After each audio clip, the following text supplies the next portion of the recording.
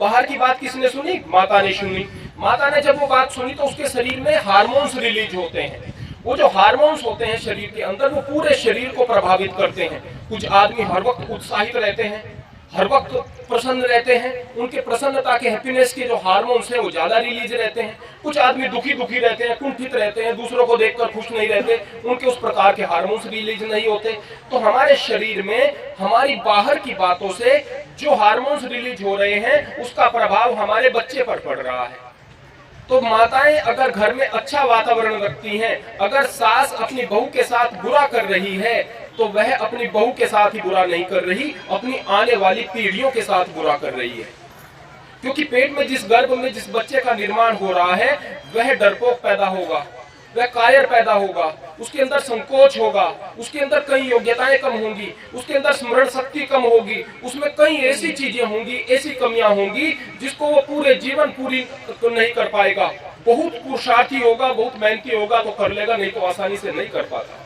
तो अगर माताएं बहनें कुंठा का वातावरण पैदा करती हैं तो परमात्मा के खिलाफ तो वो कर ही रही हैं, प्रकृति के खिलाफ तो वो कर ही रही हैं, अपनी आने वाली पीढ़ियों को खराब कर रही हैं। घर में हजार चीजों को आप बर्दाश्त करो, हजार चीजों को बर्दाश्त करो। बहुओं की कुछ गलतियां होती हैं, बर्दाश्त करो। आप लोग बड़े हैं, आप लोग बर्दाश्त कर सकते हैं। बच्चे नादान हैं, वो गलतियां कर सकते हैं। अपने अहंकार को उतार करके अलग रख दो, प्रेम को अपना लो, जीवन में तरक्की ही तरक्की होगी। आपकी आने वाली संतति अच्छी पैदा होगी। अगर प्रसन्नता का वातावरण घर में रहेगा, बच्चे अच्छे पैदा होंगे, उनके अंदर भक्ति का भाव होगा, तो प्रहलाद पैदा होने लगेंगे, ध्रुव पैदा होने लगेंगे, वो क्रांतिकारी पैदा होने लगेंगे जिन्होंने बड़े बड़े काम किए हैं। और अगर आपके घर में अच्छा वातावरण नहीं होगा तो फिर इस प्रकार के लोग पैदा होंगे, इस प्रकार के बच्चे पैदा होंगे जो आपकी बात नहीं मानेंगे, सत्संग में जाएंगे नहीं, ध्यान उनका लगेगा नहीं, कुछ बात सुनने की उनमें क्षमता नहीं होगी, धैर्य उनमें होगा नहीं, यादाश्त होगी नहीं, पढ़ाई लिखाई में फेल होंगे, जीवन में हर स्थान पर फेल होंगे। और जीवन के पश्चात जब परमात्मा के पास में जाएंगे उस वक्त भी फेल ही फेल होंगे। अगर आपको जीवन में पास होना है तो इस जीवन को जीना सीखना पड़ेगा। और जीवन को जीना सीखने की सबसे बड़ी जो कला है वह प्रेम है। जो खुदा से प्यार करता है वह मखलूक से भी प्यार करता है। जो परमेश्वर से प्रेम करता है वह उसके इंसान से भी प्रेम करता है। और जो प्रेम करना नहीं जानता वह किसी से नहीं कर सकता। एक बार एक गुरु के पास में एक व्यक्ति गया, जाकर के कहने लगा कि गुरुदेव, मेरे मन में भक्ति के भाव आते हैं लेकिन ईश्वर के प्रति प्रेम पैदा नहीं होता, आप मुझे बताइए किस तरह से प्रेम पैदा होगा। उसने कहा कि आप अपनी माता से प्रेम करते हैं? बोले कि सच कहूं तो नहीं करता। भाइयों से करते हैं कि भाई तो मेरे बहुत बुरे हैं। दोस्त कैसे हैं कि दोस्त तो दगाबाज हैं। पड़ोसी कैसे हैं कि वो भी अच्छे नहीं हैं। किसी से तो प्रेम करते होंगे? कि मैं किसी से प्रेम करता ही नहीं। बोले कि जाओ, मैं आपका कुछ नहीं करता, मैं कुछ कर ही नहीं सकता। अगर आप किसी से प्रेम करते होते तो मैं कह सकता था कि इसी तरह का प्रेम परमात्मा से करो। आपके प्रेम को मैं उधर मोड़ सकता था। आपको तो प्रेम करने का पता ही नहीं, आप परमात्मा से कहां प्रेम कर लोगे जब उसके इंसानों से प्रेम नहीं करते। दुनिया खराब होती जा रही है, बहुत सारे मंदिर बन रहे हैं, बहुत सारी मस्जिदें बन रही हैं, बहुत सारे गुरुद्वारे बन रहे हैं, दुनिया खराब होती जा रही है। कारण क्या है? कारण यह है कि हमने भक्ति को बाहरी मशीनों की तौर पर बना दिया है। मशीनी जिंदगी में भक्ति को भी मशीनी बना दिया है। भक्ति एक अंतर का विषय है। मैं आखिर में एक बात बताना चाहूंगा आप लोगों को। कबीर साहब, वो तो दिन भर ईश्वर का नाम लेते थे। उनको तो वक्त ही नहीं था कि वे किसी भी प्रकार से दूसरे काम करते। थोड़ा बहुत कपड़ा बुनते थे, अपने गरीब आदमी थे, अपने घर का गुजारा करते थे। उसकी माता उससे कहती है कि भाई तेरे बच्चे कैसे पलेंगे? उसने कहा जैसे मेरा पेट भर गया ऐसे बच्चों का भर जाएगा, कोई दिक्कत की बात नहीं। लेकिन कबीर की एक एक बात में बड़ा वजन है। कबीर की बात हमें अंतर तक शांत कर देती है। कबीर जैसा सुखी इंसान मुश्किल है मिलना।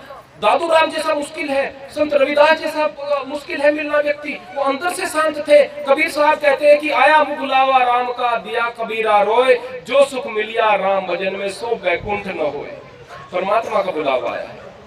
कहते हैं कि बैकुंठ में लेकर जाएंगे। भाई मुझे यहाँ राम नाम मिल रहा है, मुझे तो परमेश्वर का नाम मिल रहा है, मेरे लिए तो यही स्वर्ग है।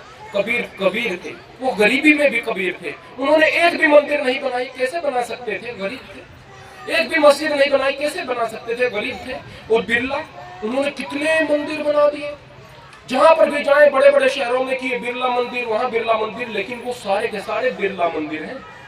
कोई भी भगवान का मंदिर नहीं, सब कहे जाएंगे कि बिरला मंदिर, बिरला मंदिर। इतने सारा पैसे वाला आदमी सोचता है पैसे से कबीर बन जाएगा, नहीं बन सकता। पैसे से मंदिर बनवा सकता है, वो भी भगवान के नहीं, वह उसके अपने अहंकार के पोषण के लिए है। भक्ति श्रद्धा का विषय है, भक्ति अंतस का विषय है। भक्ति जब आपके प्रेम में उपजती है तो जीवन में आनंद उगने लगता है, आपके शरीर में भी स्फूर्ति आने लगती है, चेहरे पर चमक आने लगती है, जीवन में आनंद आने लगता है, वाणी में प्रेम आने लगता है, स्मृति लाजवाब हो जाती है। जिसके पास आप चुपचाप बैठ भी जाते हो तो आपके बैठने पर से वो आनंदित होने लगता है। हमारा एक ओरा होता है, एक आभा मंडल होता है। भक्त का आभा मंडल बहुत सुंदर होगा और दुष्ट आदमी का आभा मंडल अलग तरह का होगा। दुष्ट अगर पास में बैठा हुआ है तो वह तकलीफ देगा, चुपचाप बैठा हुआ भी तकलीफ देगा, आपके मन को अच्छा नहीं लगेगा। और भक्त बैठा हुआ है, प्रेमी बैठा हुआ है तो प्रेम उपजने लगेगा, आपके मन में शांति आने लगेगी। ये प्रेम की पराकाष्ठा है, ये प्रेम का बड़ा गुण है।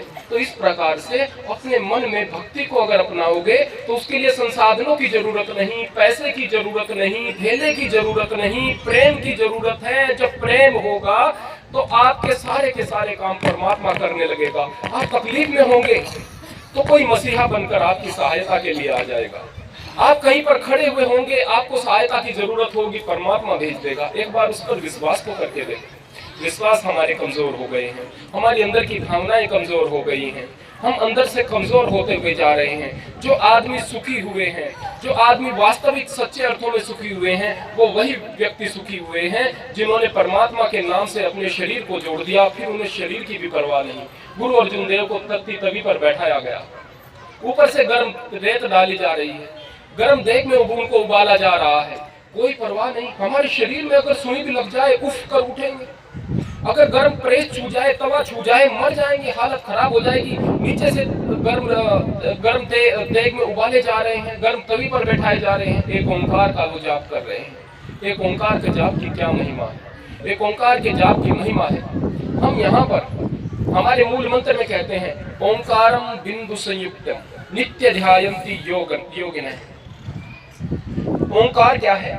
ओंकार परमात्मा का एक ही नाम है। बिंदु संयुक्तम, बिंदु से संयुक्त होकर, बिंदु से संयुक्त कौन होगा? जिसके अंदर की वासनाएं समाप्त हो गई होंगी, जो ब्रह्मचारी होगा, जो जितेंद्रिय होगा, जिसने वासनाओं पर अपने काबू पा लिया होगा। बिंदु संयुक्तम नित्य ध्यायन्ति योगिनः, उसका ध्यान करना सामान्य लोगों के बस की बात नहीं, योगियों की बात है, बस की बात है। योगी कौन होगा? जिसने अपनी मन की वृत्तियों को समाप्त करके परमात्मा को समर्पित कर दिया हो, वह योगी होगा।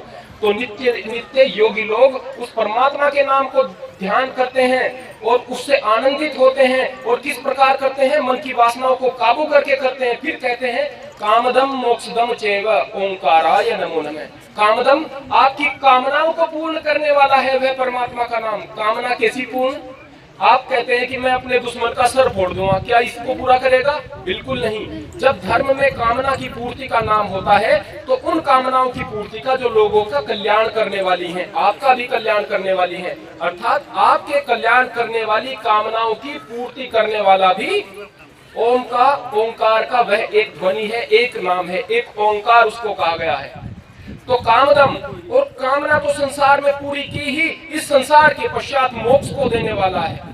मोक्षदम चैव ओंकाराय नमो नमः। उस एक ओम का हम नित्य ध्यान करें, नित्य उसको अपने मन में स्मरण करें, उसकी शरण में जाएं। जब भी आप सुबह बैठोगे, अपनी आंखें बंद करोगे, आप नाड़ी शोधन करोगे, श्वास उच्छ्वास करके अपने मन को, अपने प्राण को शुद्ध कर लोगे, उसके पश्चात ओम की ध्वनि का जाप करोगे, आपका मन शांत होता चला जाएगा। उसके पश्चात आप परमात्मा से वायदा करेंगे, अपने गुरु द्वारा प्रदत्त अपने गुरु मंत्रों का उपजाप करते हुए वो परमात्मा से प्रार्थना करेंगे, हे परमात्मा, आपने मुझे ये जीवन दिया, आपने मुझे ये आज का और दिन दिया, आपका बहुत बहुत धन्यवाद। मैं आज के दिन का सदुपयोग करूंगा और जैसे ही शाम होगी आप चारपाई पर जाएंगे, थोड़ी देर शांत हो जाएंगे, सोचें आज मुझसे क्या क्या गलतियां हुई कि मैंने मनुष्य के इस शरीर का सही सदुपयोग नहीं किया। आज मुझसे क्या क्या चूक हो गई जिनको मैं ठीक कर सकता हूँ। आप वादा करें शाम को, हे परमात्मा, अगर कल का दिन आपने मुझे बख्श दिया तो मैं आज की गलतियों को दोबारा नहीं दोहराऊंगा। उन्हें लिख लें, उन्हें संकल्प लें कि हम भविष्य में इस तरह की गलतियों को करेंगे ही नहीं। अगर इस तरीके से हम करते चले जाएंगे तो हमारी नित्य प्रति उन्नति होती चली जाएगी।